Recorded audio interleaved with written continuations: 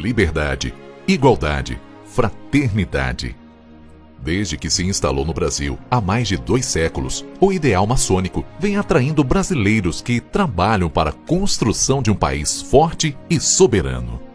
Foi assim na luta contra o domínio colonial, contra a escravidão, contra os regimes que restringem a liberdade.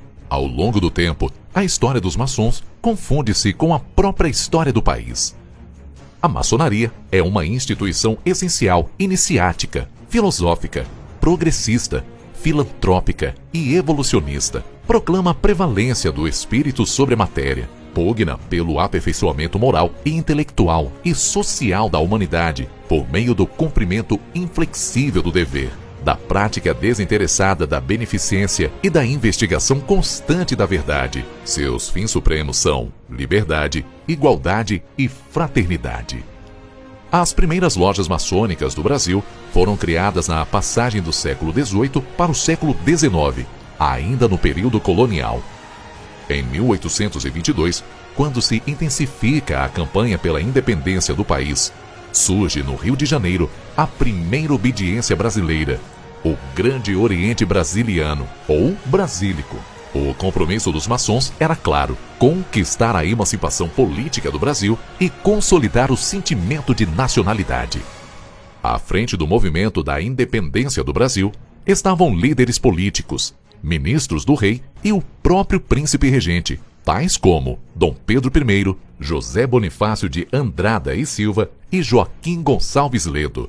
Os maçons brasileiros trabalharam exaustivamente pela abolição da escravidão e proclamação da República, sendo o maçom Marechal Deodoro da Fonseca o primeiro presidente da República e o 13º grão-mestre do Grande Oriente do Brasil. Além do Marechal Deodoro da Fonseca, durante os 40 anos de República, tivemos como presidentes os maçons Floriano Peixoto, Prudente de Moraes, Campos Sales, Marechal Hermes da Fonseca, Nilo Peçanha, Delfim Moreira, Washington Luiz, Venceslau Braz, Café Filho, Nereu Ramos, Jânio Quadros e os mais recentes, o vice-presidente general Hamilton Mourão.